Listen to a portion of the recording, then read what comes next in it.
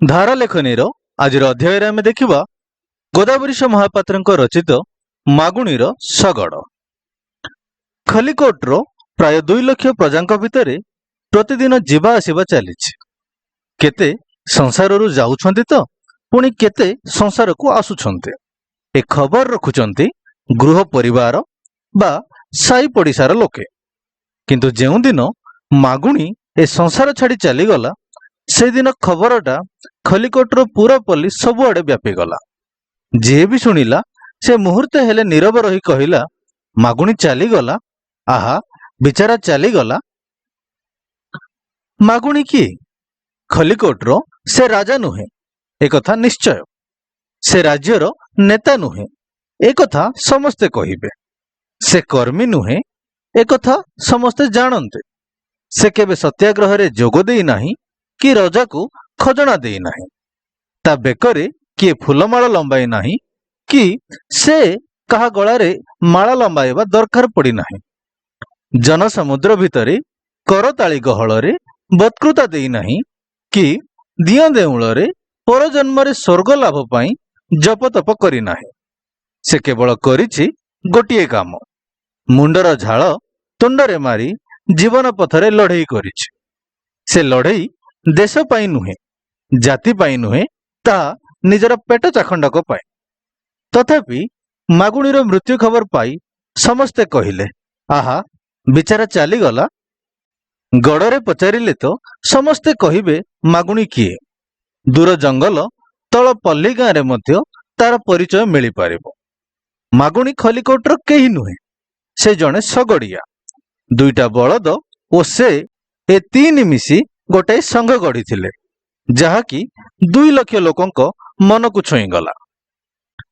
ପ୍ରତିଦିନ ଖଲିକୋଟ ଗଡ଼ରେ ସୂର୍ଯ୍ୟ ଉଏଁ ଓ ଅସ୍ତ ହୁଏ। ଘନ ଘୋର ବର୍ଷା ଦିନେ ଲୋକେ ସୂର୍ଯ୍ୟ ନ ଦେଖି ମାଗୁଣୀକି ଦେଖି ବେଳ ଜାଣନ୍ତି।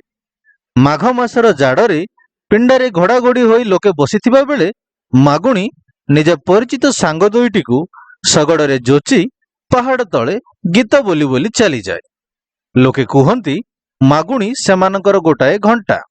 ବର୍ଷା ଦିନେ ବର୍ଷା ଘୁଞ୍ଚି ଯାଇପାରେ, ଖରା ଦିନେ ଖରା ତାତି ଉଣା ହୋଇପାରେ, କିନ୍ତୁ ମାଗୁଣୀର ଶଗଡ଼ ଦିନେ ହେଲେ ବନ୍ଦ ହୁଏ ନାହିଁ।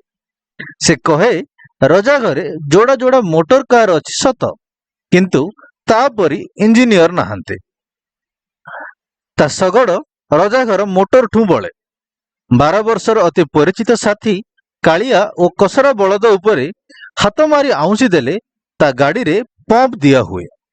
ଯେତେବେଳେ ସେ ଶଗଡ଼ ଉପରେ ହସି ଗୀତ ବୋଧେ ବୋଲି ଦିଏ, ତାର ମୋଟର ଚାଲେ।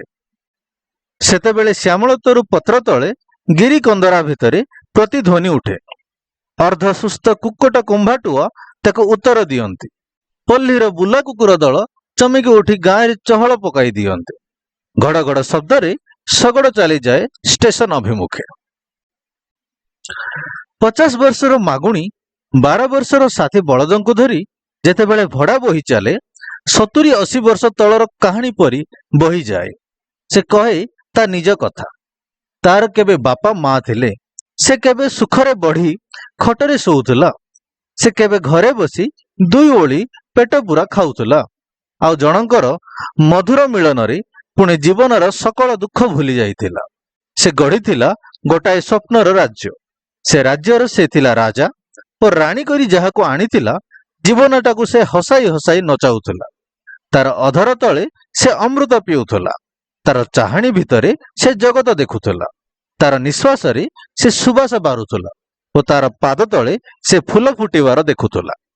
କିନ୍ତୁ ସେ ସ୍ୱପ୍ନ ତାର ବେଶୀ ଦିନ ରହିଲା ନାହିଁ। ସ୍ୱପ୍ନମୟୀ ହସି ହସି ଚାଲିଗଲା ଏ ସଂସାରର ସେଇ ପାଖକୁ। ଏ ପାଖେ 2ଟି ବଳଦ ଘେନି ଗାଁରୁ ଷ୍ଟେସନକୁ ଓ ଷ୍ଟେସନରୁ ଗାଁକୁ ଦିନକେ 2 ଥର ଯାଇ ତାକୁ ଆର ଜନ୍ମରେ ଭେଟିବାକୁ ଚେଷ୍ଟା କରୁଥିଲା ମାଗୁଣୀ। ଶଗଡ଼ ବାହିଲା ବେଳେ ଏକଥା ସେ ସମସ୍ତଙ୍କୁ ଶୁଣାଇ କନ୍ଦାଇ ପକାଏ। ନିଜେ 2 ଟୋପା ଲୁହ ନିଜର ଚିରାକାନିରେ ପୋଛି ଦେଇ ବଳଦ ଉପରେ ହାତ ମାରି ପୁଣି କହେ ଆଉ ଗୋଟିଏ ଗଳ୍ପ। ଲୋକଙ୍କ ବାଟ ସରିଯାଏ, କିନ୍ତୁ ତାର ଗଳ୍ପ ସରେ ନାହିଁ। ସେ କହେ ତା ଶଗଡ଼ରେ ନ ବସିଛି କିଏ? ବସି ନଥିଲେ ବସି ନଥିବେ ଖଲିକୋଟର ରାଜା, କିନ୍ତୁ ଦେୱାନ କହ ମ୍ୟାନେଜର କହ, ଓକିଲ କହ, ମହାଜନ କହ, ଏପରିକି ମହାତ୍ମାଙ୍କ ଭକ୍ତ ପର୍ଯ୍ୟନ୍ତ କହ, ସମସ୍ତେ ବସିଛନ୍ତି ତା ଶଗଡ଼ରେ। ଏସବୁ କଥା କହିଲା ବେଳେ ସେ ଏଡେ ଉତ୍ସାହରେ କହେ ଯେ ବେଳେ ବେଳେ ବଳଦ ଦୁଇଟା ଠିଆ ହୋଇଗଲେ ମଧ୍ୟ ସେମାନଙ୍କୁ ଅଡ଼ାଏ ନାହିଁ। ଜାଣିପାରିଲେ କହେ ଏ ପଶୁଗୁଡାକ ମଧ୍ୟ ଏ କଥା ଶୁଣିବା ପାଇଁ କାନଉଛନ୍ତି। ମାଗୁଣୀର ଶଗଡ଼ ଓ ବଳଦ ଖଲିକୋଟର ଗୋଟାଏ ବିରାଟ ଇତିହାସ ନହେଲେ ମଧ୍ୟ ସେ ଇତିହାସର କେତେଟା ପୃଷ୍ଠା। ସେ ଇତିହାସ କହେ ଶଗଡ଼ ରାଜ୍ୟର ସମସ୍ତିଙ୍କି ଚିହ୍ନିଛି। କେତେ ବାଳ ବିଧବା ଏହାରି ଉପରେ ବସି ଶାଶୁଘରୁ ବାପ ଘରକୁ ଫେରିଛନ୍ତି। କେତେ ସୁହାସିନୀ କୁଳବଧୂ ବାପ ଘରୁ ଶାଶୁଘରକୁ ମଧ୍ୟ ଯାଇଛନ୍ତି। ଖଜଣା ଗଣ୍ଡାକ ନ ଦେଇପାରି ଯେଉଁଦିନ ମଣ୍ଡଳ ଗାଁର ଗଦା ରାଉଳ ଜେଲ ଗଲା, ସେହିଦିନ ତା ଘରର ଛାଞ୍ଚୁଣୀ ମୁଣ୍ଡା ଆଦି ଏଇ ଶଗଡ଼ରେ ବୁହା ହୋଇ ରାଜାଘର କଚେରୀ ଦୁଆରେ ଜମା ହୋଇଥିଲା। ଯେଉଁଦିନ ବେନ୍ଦାଳିଆ ଗାଁର ମଧୁରଥେ ନରହତ୍ୟା ଅପରାଧରେ ଧରାହେଲେ, ସେଇଦିନ ସେ ଏଇ ଗାଡ଼ିରେ ବସି ଯାଇଥିଲେ। ଏଇ ଗାଡ଼ିରେ ବସି ଓକିଲ ଆସି ରଜାଘର ପକ୍ଷ ନେଇଛନ୍ତି। ଏଇ ଗାଡ଼ିରେ ରଇତ ନେତାଏ ହାତ କଡ଼ା ପଡ଼ି କଚେରୀକି ଯାଇଛନ୍ତି। ଏଇ ଗାଡ଼ି ସୁଖ ଦେଖିଛି ଏବଂ ଦୁଃଖ ମଧ୍ୟ ଦେଖିଛି। ଲୁହ ବୋହି ଏଇ ଗାଡ଼ିର ଶୁଖିଲା ପାଳର ଗଦି ଓଦା ହୋଇଯାଇଛି ତ କେତେବେଳେ ପୁଣି ହସରୋଳରେ ଏ ଗାଡ଼ି କେତେ ଯେ କମ୍ପିଛି। ଏଇ ସବୁ କଥା କହି ମାଗୁଣୀ ଯେତେବେଳେ ଗାଡ଼ି ଚଲାଏ, ମନେ ହୁଏ ମାଗୁଣୀ ଗୋଟାଏ ଜୀବନ୍ତ ଇତିହାସ। ଏପରି 10-5ଟା ଇତିହାସକୁ ଏକାଠି କଲେ ଓଡ଼ିଶାରେ ଗୋଟାଏ ନୂଆ କୋଣାର୍କ ତିଆରି ହୁଅନ୍ତା। ଦିନେ ମାଗୁଣୀ ଶୁଣିଲା ତା ଗାଡ଼ିରେ ଆଉ ଲୋକେ ବସିବେ ନାହିଁ, କାରଣ ସିଂହଘର ଗୋଟାଏ ମୋଟର ବସ୍ ଆଣୁଛନ୍ତି। ଶୁଣିଲା ମାତ୍ରେ ସେ ହସି ହସି ଆକାଶ ଫଟାଇ ଦେଲା। କହିଲା, ମୋଟର ବସ୍? ତା କଣ ମୋ କାଳିଆ କସରାକୁ ଟପିଯିବ? ଭଲ କରି ଆହାର ଦେଇ ଯେତେବେଳେ ହାତ ମାରିଦେବି, ଲୋକେ କଣ ମୋ ଗାଡ଼ି ଛାଡ଼ି ସେଇ ଗାଡ଼ିକି ଯିବେ? ତାର ଏ କଥା ଶୁଣି ସମସ୍ତେ ହସିଲେ ସତ, ମାତ୍ର ସେ ଖାତିର କଲା ନାହିଁ। 2-4 ଦିନ ଗଲା, ଦେଖୁ ଦେଖୁ ଗଡ଼ରେ ମୋଟର ବସ୍ ପହଞ୍ଚିଲା। ଲୋକେ କହିଲେ ଏଥର ମାଗୁଣୀର ବ୍ୟବସାୟ ବୁଡ଼ିଲା।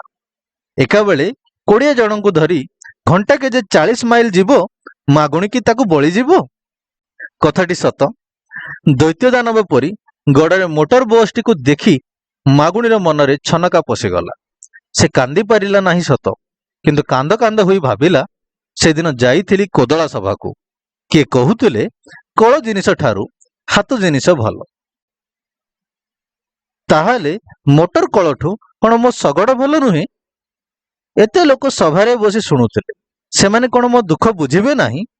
କର୍ମୀ ନ ବୁଝିଲେ ଯିବି ଗାନ୍ଧୀଙ୍କ ପାଖକୁ। ଦରିଦ୍ରର ସାଥୀ ସିଏ, ଗରିବଙ୍କ ବନ୍ଧୁ ସିଏ। କଣ କହିବେ, ମାଗୁଣୀ ମରିଯାଉ ଆଉ ଏ ସିଂହେ ବଞ୍ଚନ୍ତୁ। ଷ୍ଟେସନରୁ ଗଡ଼କୁ ସିଂହଙ୍କ ବସ୍ ଚାଲିଲା। ମାଗୁଣୀର ଶଗଡ଼ ମଧ୍ୟ ଚାଲିଲା, କିନ୍ତୁ ବସ୍ ପୂର୍ଣ୍ଣ ଓ ଶଗଡ଼ ଖାଲି। ମାଗୁଣୀ ଯେତେ ଆଗରୁ ରାତି ଅଧରୁ ଷ୍ଟେସନରେ ଶଗଡ଼ ହାଜର କଲେ ମଧ୍ୟ ଲୋକେ ଗଲେ ବସରେ। ଯେତେ ନୂଆ ଅଖାର ଗଦି ପକାଇଲେ ମଧ୍ୟ ଲୋକ ଧାଇଁଲେ ବସ୍ ମୁହଁକୁ। ଯେତେ ହାତ ଧରି ଡାକିଲେ ମଧ୍ୟ ଲୋକେ ଚାହିଁଲେ ବସ୍ ଆଡ଼କୁ। ଦିନେ ଗଲା, 2 ଦିନ ଗଲା। ସେ 2 ଓଳି ଖାଇ କରି ଆସୁଥିଲା, ଓଳିଏ ଖାଇ ଅଇଲା। ସେ ଭାତ ଖାଇ ଆସୁଥିଲା, ତୋରାଣୀ ପିଇ ଆସିଲା। ସେ 2 ଓଳିରେ ଥରେ ପିଇ ଆସୁଥିଲା, କ୍ରମେ 3 ଓଳି ଚୁଲି ଲାଗିଲା ନାହିଁ। କାଳିଆ କସରାଙ୍କ ଛାତି ହାଡ଼ ଦିଶିଲା। ସେମାନଙ୍କୁ ଧରି ସେ ଯେତେବେଳେ କାନ୍ଦିଲା, କିଏ କହିଲେ ପାଗଳ ତ କିଏ କହିଲେ ବାୟା। ତାପରେ ଯେଉଁଦିନ ମାଗୁଣୀର କୁଡ଼ିଆ ଦୁଆର ଭାଙ୍ଗି ଗାଁ ଲୋକେ ତା ଶବ କାଢ଼ିଲେ, ଦେଖିଲେ ଛିଣ୍ଡା କତରା ତଳେ 5 ବାଡ଼ି ଖଣ୍ଡକ ଶୁଆଇ ଦେଇ ମାଗୁଣୀ ଆଖି ବୁଜି ଦେଇଛି। ମଶାଣିରେ ନିଆଁ ଜଳିଲା, ଆକାଶରେ ପକ୍ଷୀ ଉଡ଼ି ଧୂଆଁ ପାର ହେଲେ। ଖଲିକୋଟର 2 ଲକ୍ଷ ଲୋକ ସେ ଖବର ପାଇ ଦୁଃଖରେ କହିଲେ, ଆହା, ମାଗୁଣୀ ଚାଲିଗଲା। ସତରେ ମାଗୁଣୀ ଚାଲିଗଲା।